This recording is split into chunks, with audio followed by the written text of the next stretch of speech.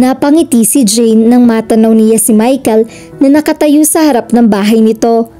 Tila may kinukumpuning kung ano ito sa bakuran nito. Mukhang binibigyan siya ng pag-asa ng kapalaran. Mabuti na lang pala at naisipan niyang doon dumaan papunta sa Sweet Sage. "Makmak!" sigaw niya. Yakap dito. Inihimlay niya ang kanyang mukha sa likod nito. She immediately felt the comforting warmth of his back. "Bakit ang lapad-lapad na likod mo ngayon? Samantalang ng mga bata pa tayo, para ka lang stick-o." "Jane, bakit? Can you take your arms off me now?" "Mamaya na, nag-e-enjoy pa ako rito. May nakapagsabi na ba sa'yong ang sarap mong yakapin?" "Wala, ikaw pa lang." Napangiti siya. "Kung ganon, ako pa lang yumayakap sa likod mo?"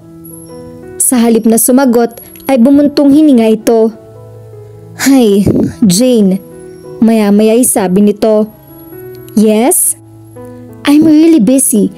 Could you let me go now?" "Sus, lagi ka namang busy." Hindi pa rin niya pinapakawalan nito. "Wala namang bago ron." "Jane, ano na naman? Huwag mong sabihin kakasuhan mo ako ng sexual harassment sa ginagawa ko." Tumawa siya. "Sa laki mong tao at sa liit kong ito, walang maniniwala sa'yo hinaharas kita, no? Pagbigyan mo na ako kahit 1 minuto lang. Nakaka-addict ka naman kasing yakapin. Kaya sisihin mo na lang sarili mo at huwag ako." Muli ay bumuntong hininga ito. "Siya nga pala, nakasalubong ko si Ryu kanina. Hinahanap ka niya." "Bakit daw?" "Kakasuhan daw niya ang pinsan niya." "Huwag mong pansinin ang magpinsang yun. Ganun talagang dalawang yun." Hinawakan nito ang mga kamay niyang nakapulupot sa baywang nito. It was such a gentle gesture she could not help herself but smile. "Siya nga pala, huwag ka rin maglalalapit sa mga yon at baka mahawa ka sa pagiging maligalig nilang dalawa." "Okay." Aniya, hinintay niyang alisin nito ang mga braso niyang nakapulupot sa baywang nito pero hindi nito ginawa iyon. Parang ang ayos lang dito ang ginagawa niya dahil hindi naman siya sinasaway nito. "Makmak, okay lang sa'yo na nakayakap ako? Kung sasawawin ba kita uli, makikinig ka? Subukan mo ling sawayin ako." Suggestion niya. "Tinatamad na ako." Anito. Humagikik siya. She loved teasing him. Nakakatuwa kasing inisin to. Madalas kasi na pinagbibigyan siya nito. "Bawal ang PDA dito, pre. Wholesome ang image ng barangay natin.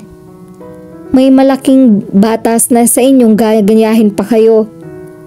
Oo nga. Nang lumingon siya sa mga nagsalita, ay napailing siya. Nakasandal sina Matt, Lian at Waki sa bakod. Pinakawalan na niya si Michael. Hinarap naman ito ang mga kaibigan nito. "Kayong tatlo? Anong ginagawa niyo rito?"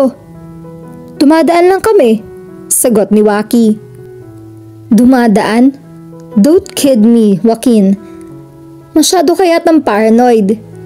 "Oo nga," segunda ni Matt. "Iniisip mo kaagad na dumaan kami rito para makiisyoso sa loving-loving niyo ni Jane. Kalsada ito na pag-aari ng gobyerno ng Pilipinas kaya kahit sinong Pilipino ay pwedeng dumaan dito." Bumaling ito kina Waki at Lian. "Hindi ba tama ako mga katoto?" Pumalakpak sina Waki at Lian. Inilayo siya ni Michael. Kapag kwan ay tinakpan ng kanyang mga mata. "Huwag mo silang tingnan, masasamang elemento ang mga yan," sabi nito. Tumango na lamang siya habang pinipigil ng umiti dahil sa inaakto nito sa harap ng mga kaibigan nito. "Uy, ang sweet nyo naman. Binabakuran mo na sa amin si Jane niyan pare." "Matt, I saw Natalia over there," sabi ni Michael. "Where?" Tila na disorient ito at lumingalinga pagkatapos ito tumakbo. Napangiwi siya nang bumangga ito sa isang basurahan. Pumalatak naman ang mga kaibigan nito. "Poor Mateo," iiling-iling pang wika ni Waki. Nawawala na naman sa tamang wisyo. Disoriented na naman ang utak niya. Maipagnobena na nga ang kaluluwa ng isang yan. Nagtaka siya sa sinabi ng mga ito. Bumaling siya kay Michael na nakatingin din lang sa kasinaberlan ni Matt. Kawawa naman si Matt. Tulungan mo siya. Aniya. Hayaan mo siya. Dapat lang talaga yan sa kanya. Pagkatapos ibinalingan nito si Wakit Lian. Kayong dalawa, ano pang ginagawa niyo rito? Daan na kung dadaan kayo. Tumawa mga ito pagkatapos ay nagpatuloy na sa paglalakad. Pero nakakailang hakbang pala mga ito nang huminto si Lian at muling humarap sa kanila. Siya nga pala pare, pupunta kami sa Sweet Sage. Nandoon sina Mags, baka gusto mo pumunta ron kasama si Jane. Total, hindi mo pa nai-date si Jane, hindi ba? Ngalingaling halikan niya si Lian dahil sa suhestyon nito. Ang talino mo talaga. Then she immediately turned her attention to Michael and looked at him with a puppy dog eyes. She really wanted to go out with him, pero hindi naman ito sa kanya nakatingin. No thanks, I'm busy. Napasimangot siya. Makmak! Nalingon na ni Michael si Matt. Kumakain ito ng siopaw. Yo! He only glanced at Matt, then he continued working on the brakes of his bicycle. Sino nagbigay sa'yo ng karapatan tawagin ako sa pangalang yan? Si Tania na makalapit ito sa kanya. He heard Matt chuckle behind his back. It used to be your nickname, isn't it? I heard Jane calling you by that name. You're not Jane.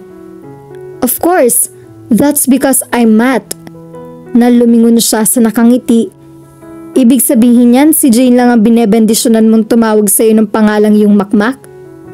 Nagsalubong ang mga kilay niya sa patawang kalbo ito.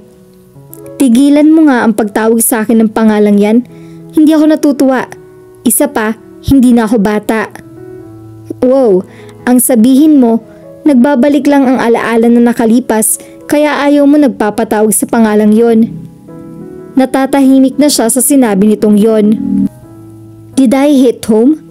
Mukhang sa kauna-unahang pagkakataon ng buhay mo ay hindi kaya ta makipag-argumento. Wala akong panahon sa mga kalokohan mo, Mateo. Kung wala ka talagang kailangan sa akin, makakaalis ka na. Iniistorbo mo lang ako sa ginagawa ko. Binalingan ulit niya ang bisikleta niya. Istorbo ko sa ginagawa mo o tumama ako? Bahala ka kung anong gusto mong isipin. Hindi na muli magsalita ito. Pero kahit hindi siya nakatingin sa gawin nito, ramdam niyang nakatingin ito sa kanya. Nasaan na ang paboritong kwintas mo? Parang hindi ko na nakikita ang suot mo yon. Puna nito. Anong kwintas ang pinagsasasabi mo? The one you always refer to as your lucky charm. Hindi ba madalas mong suot yon? Ang sabi mo, bigay yun sa'yo ng isang importanteng kaibigan. Parang hindi ko na yata nakikitang sinusuot mo yung matagal nang nakalipas ng 1 linggo. That's because there's no need for me to wear it.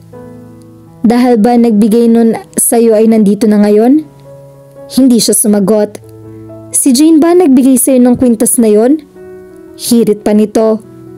Hindi niya malaman kung maiiling o maaasar siya sa biglang pagsulpot nito at pagtatanong nito ng kung ano-ano sa kanya.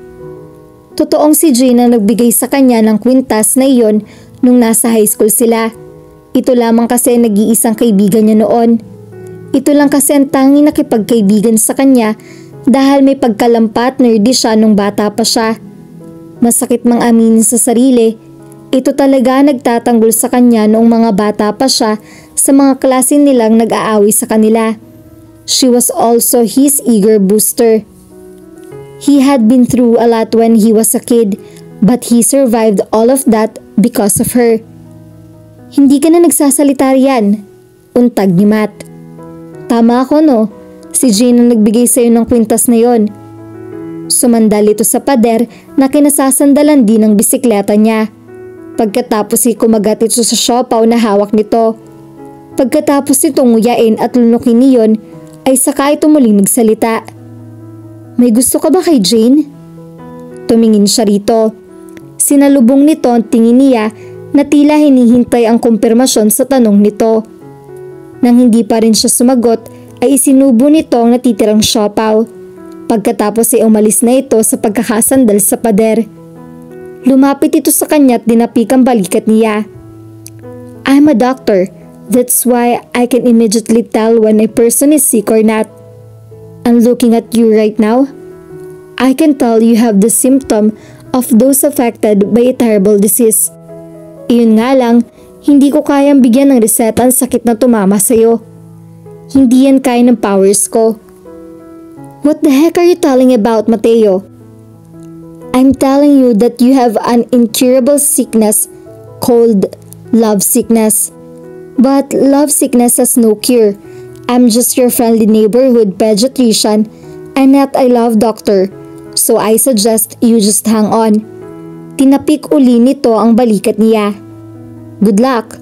Pagkasabi niyon ay lumabas na ito ng bakuran niya. Napailing siya kapag kuwan ay napabuntong hininga. Isa ito sa pinakawalang pakialam na kaibigan niya kaya hindi niya inaasahan ng mga sinabi nito.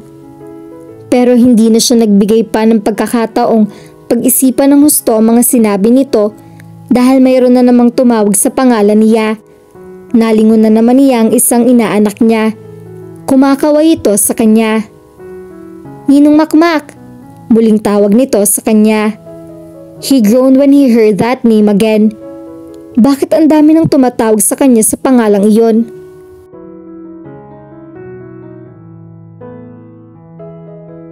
At dito na po nagtatapos ang part 7 ng ating kwento. Sabay-sabay po nating abangan ang susunod pang mga kabanata. Maraming salamat po. God bless and stay safe!